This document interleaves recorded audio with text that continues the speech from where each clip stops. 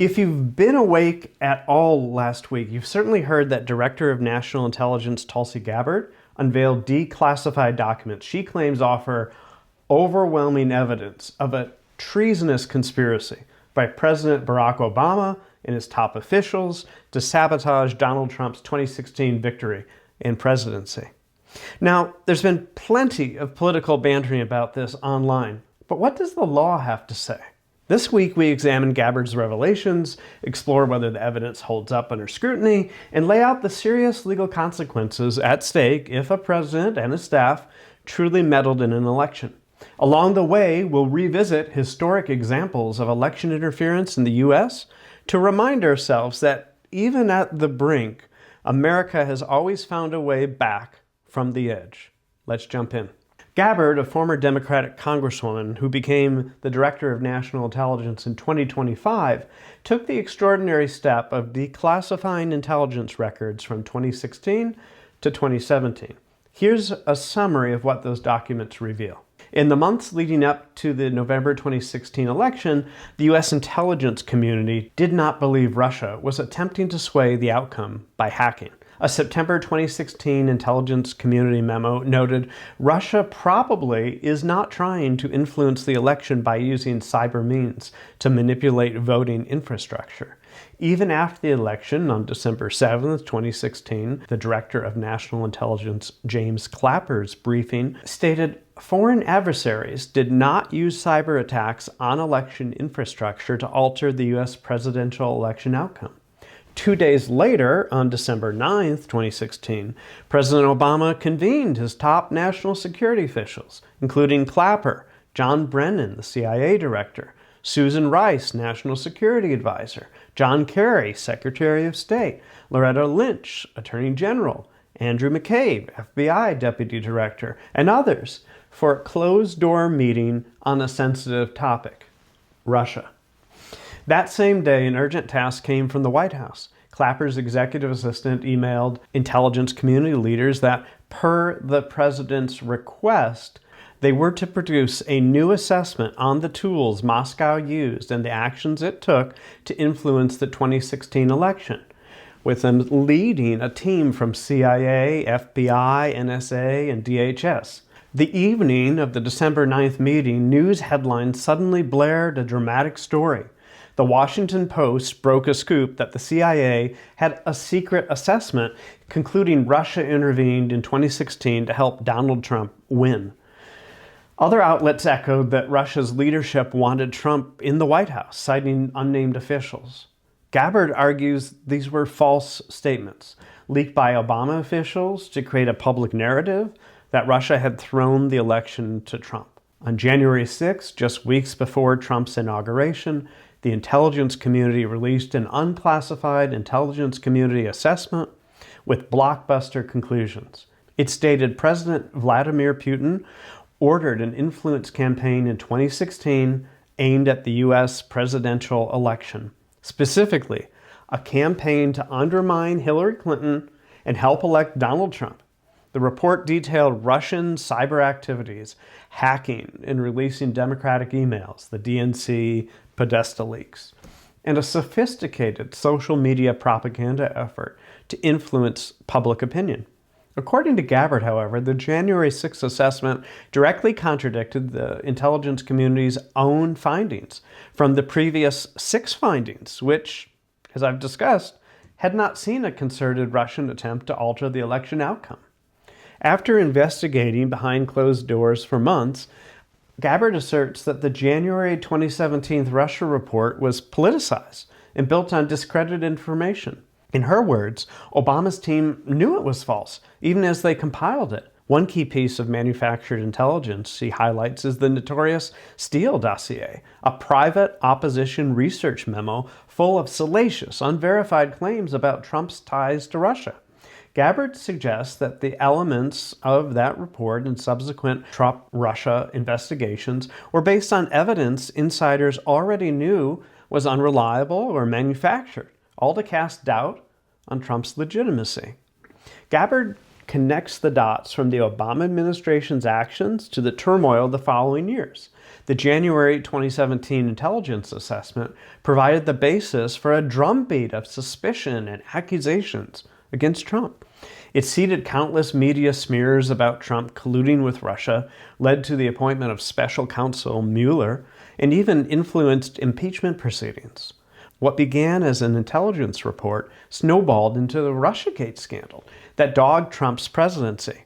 Gabbard doesn't mince words about this sequence of events. She calls it a treasonous conspiracy by officials at the highest level of government to subvert the will of the voters. In unveiling these findings, Tulsi Gabbard dramatically declared that no matter how powerful, everyone involved must be investigated and prosecuted to the fullest extent of the law. She has referred the declassified files to the Justice Department as a criminal referral, believing there's enough evidence to prosecute and indict those responsible. But how strong are these claims? We'll next examine their strengths and weaknesses and what that means for former Obama administration actors. Let's start with strengths in Gabbard's claims. First, there's an abrupt shift in intelligence consensus. Intelligence documents do show a notable change in tone after Trump's upset victory.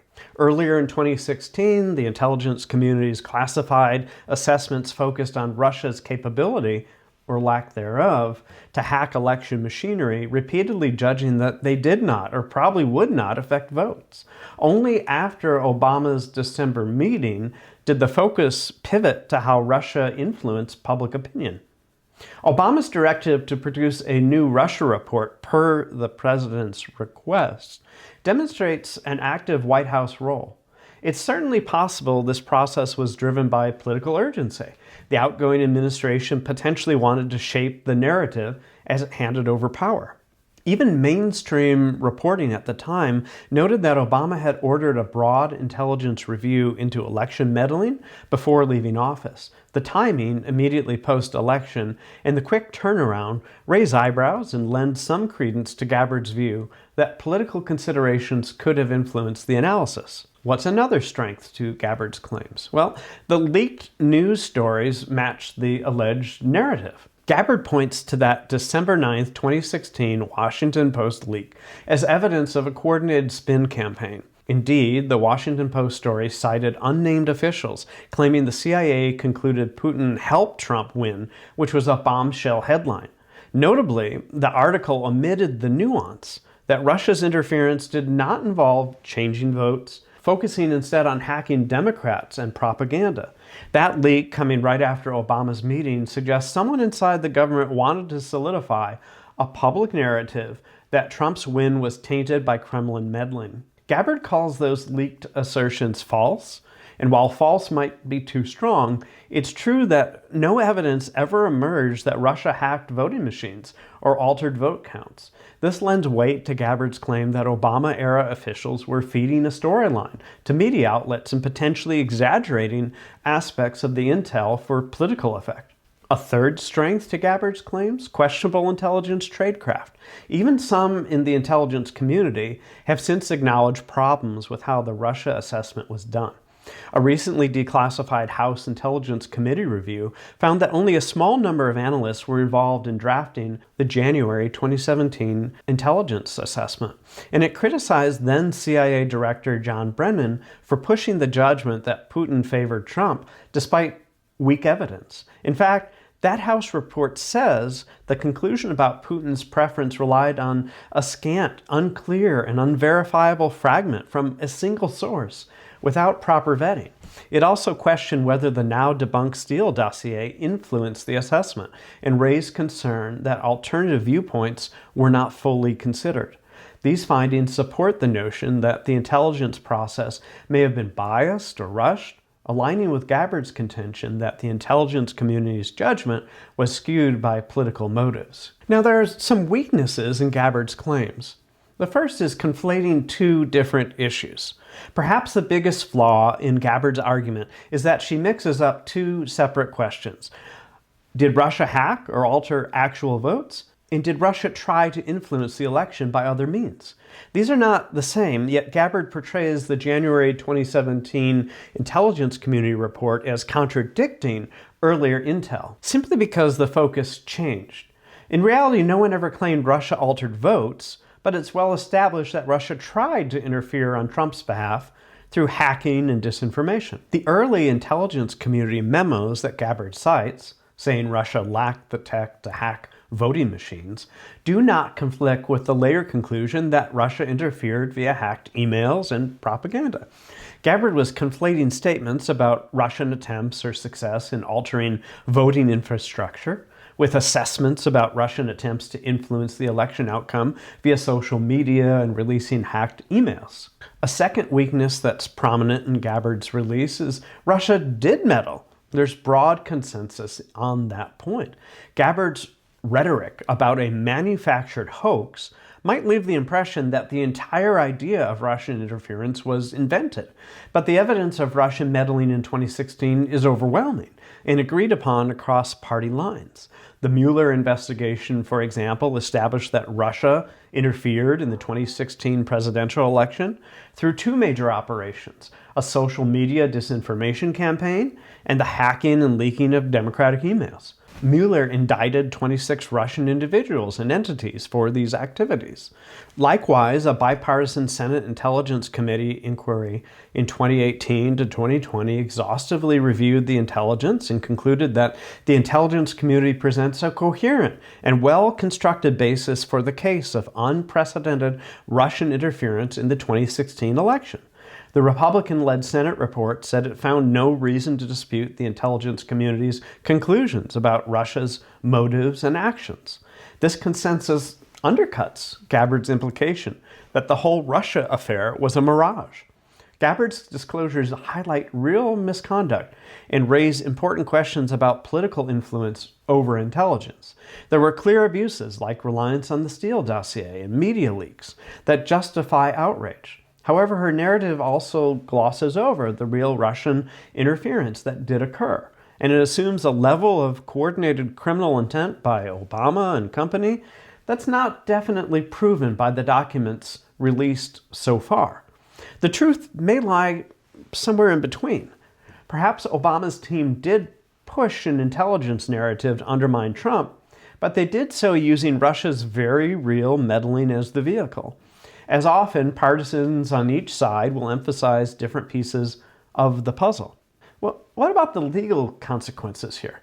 Let's stop for a minute to examine legal outcomes if Gabbard's claims prove true. So, potential criminal violations. If Obama-era officials knowingly falsified intelligence or misled federal investigators, they could face charges for making false statements, perjury, or obstruction of justice.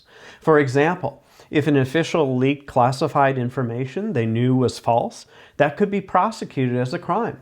Leaking classified material is illegal, regardless, and doing so under false pretenses probably aggravates that. We've already seen a minor instance. FBI lawyer Kevin Kleinsmith pleaded guilty to falsifying an email used for a FISA surveillance warrant during the Russia probe. That shows individuals can be held accountable for manipulated information. On a larger scale, conspiracy charges could be considered. One possibility is conspiracy to defraud the United States. That's 18 U.S.C. 371, which is a broad statute used when two or more persons conspire to obstruct a lawful function of the government by deceit or dishonest means. Or in a more serious view, seditious conspiracy might be alleged. That law makes it a crime to conspire to overthrow, put down, or destroy by force the government, or to by force prevent, hinder, or delay the execution of any law of the United States. Now, traditionally, by force is key, used against violent plots like bombing or storming governmental facilities. While there's no physical force in this case, one could argue that fabricating an intel narrative to hamstring a duly elected president is a form of sedition against lawful authority. Might be a reach. Gabbard herself uses the term seditious conspiracy for what happened. However, applying that statute would be novel. Prosecutors tend to reserve it for armed uprisings. Still, the core idea is that if officials conspire to abuse their power and deceive other agencies or Congress, they could be charged under general conspiracy or fraud statutes. And if any classified leaks occurred, the Espionage Act might come into play for those individuals. Can a former president be indicted? In principle, yes. A former president enjoys no immunity from prosecution or acts taken out of office, or even for unofficial acts during office. If evidence emerged that Obama himself ordered subordinates to lie or misuse intel, he could potentially be charged as part of a conspiracy or for directing illegal acts. That said, such a move would be unprecedented in U.S. history. It would plunge the country into a legal and political maelstrom, much as we've seen debate over charging former President Trump.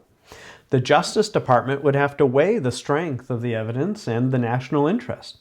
Gabbard has formally handed over the documents to the DOJ and called for prosecution, but it's ultimately DOJ's call whether to pursue it.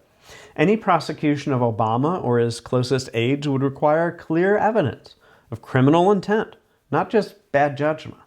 One challenges many actions and questions, ordering an intel assessment, briefing the press, sanctioning Russia, were facially legal presidential duties. To make it criminal, you'd have to prove those acts were part of a fraudulent scheme.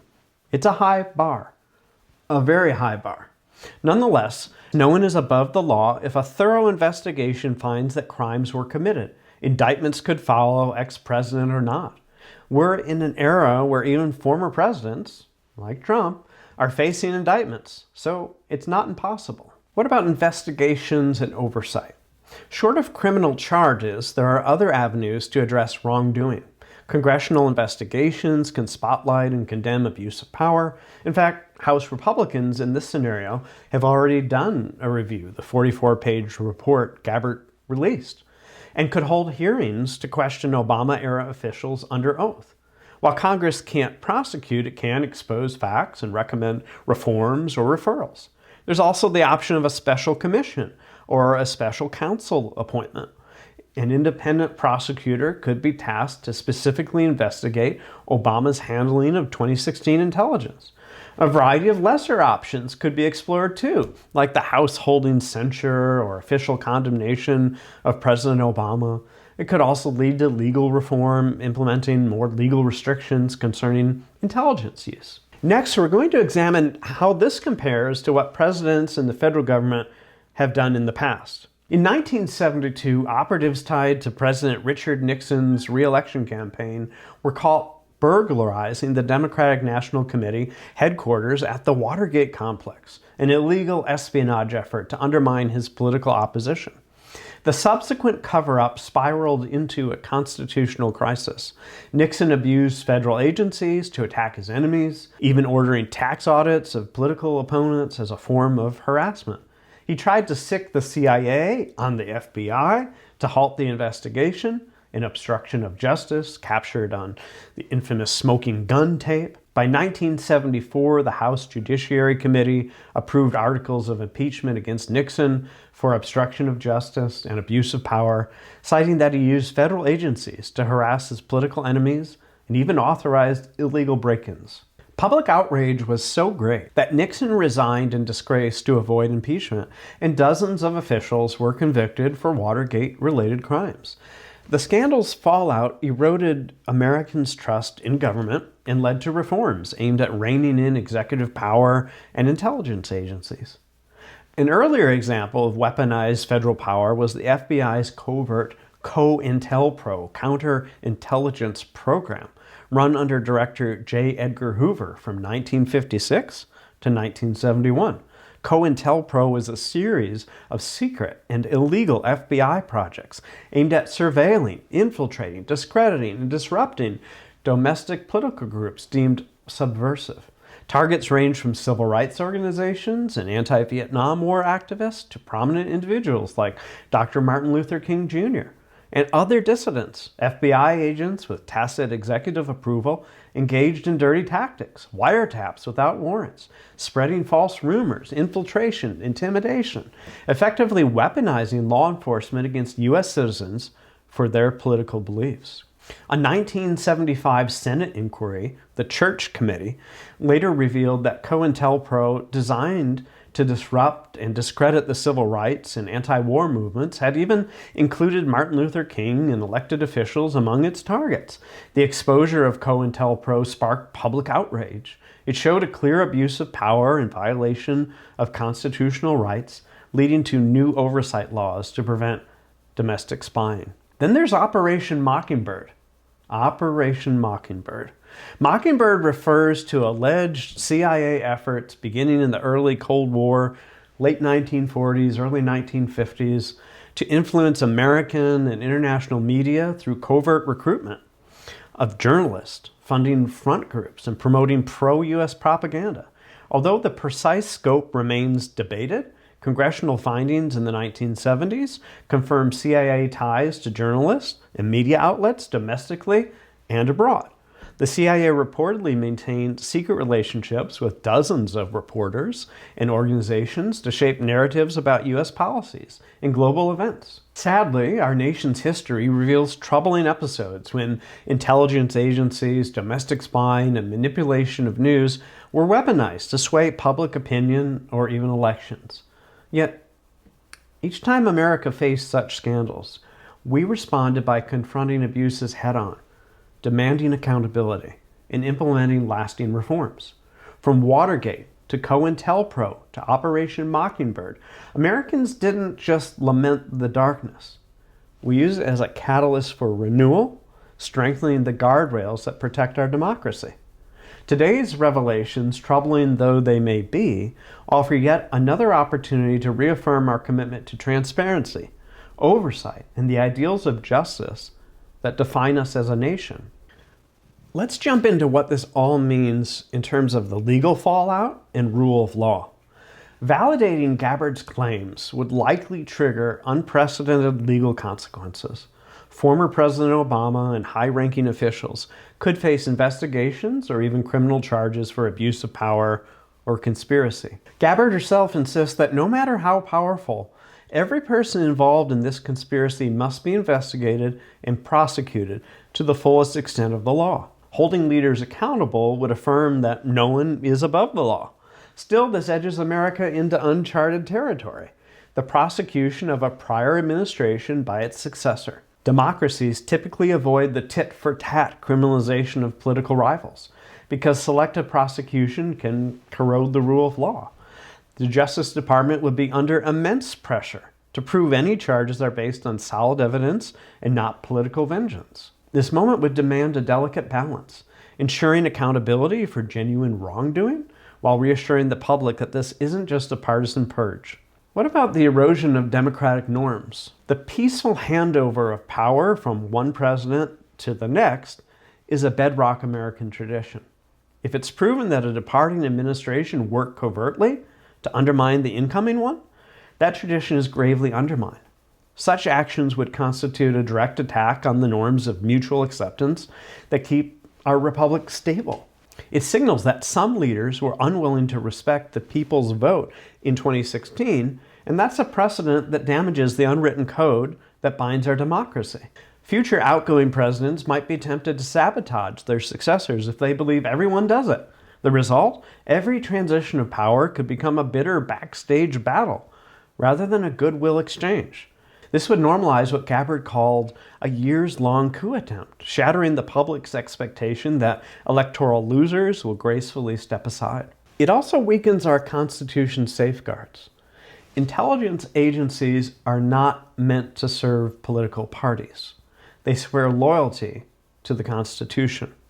If those agencies were misused for partisan ends, it blurs the critical line between national security and political campaigning. Using intelligence tools against a domestic political opponent is the kind of abuse more associated with totalitarian regimes than the United States. In the eyes of the world, such an episode would tarnish America's image as a free society. It underscores how fragile democratic norms can be. Once one side breaks them, the other side feels justified in doing the same, creating a dangerous downward spiral for constitutional governance. What about public trust and social cohesion? Perhaps the most profound consequence would be a collapse in public trust, trust in government, in institutions, and even in fellow citizens' political choices.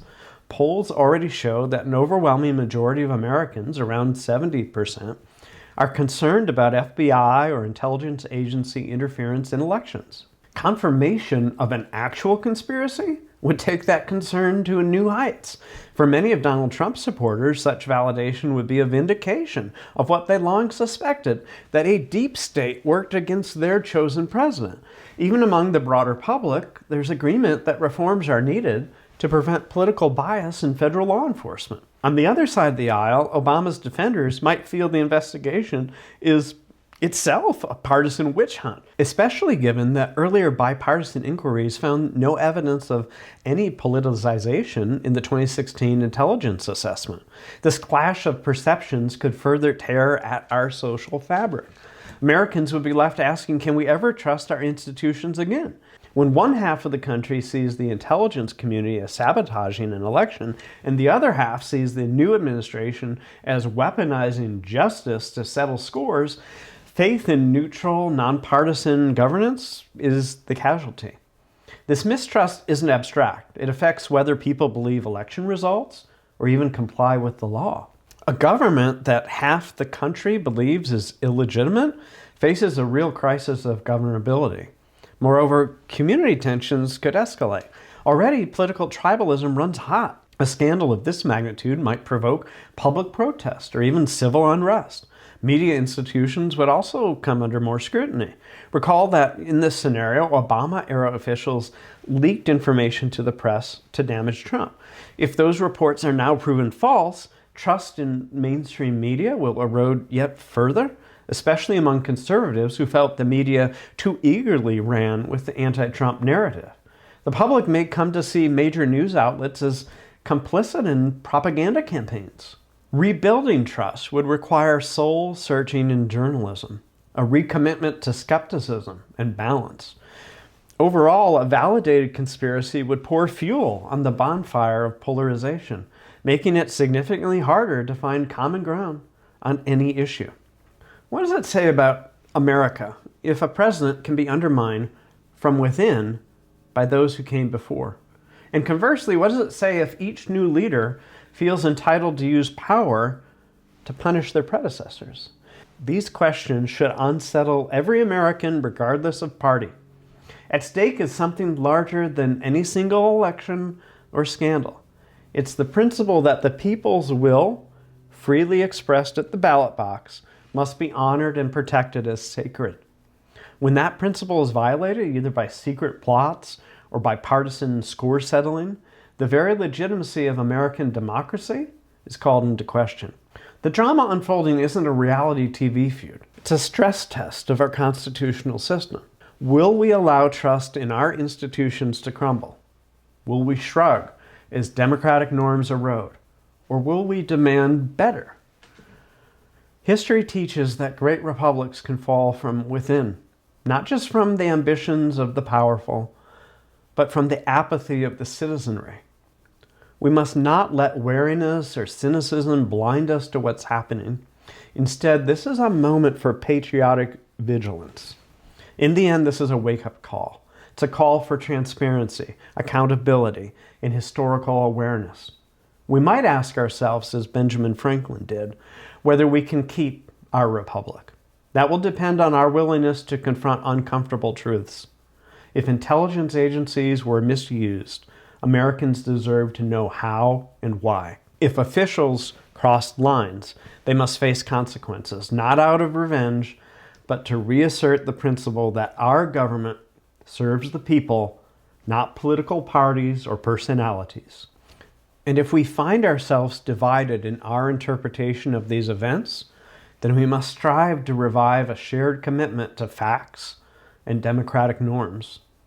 The alternative is to watch our great experiment in self-governance falter in mutual recrimination.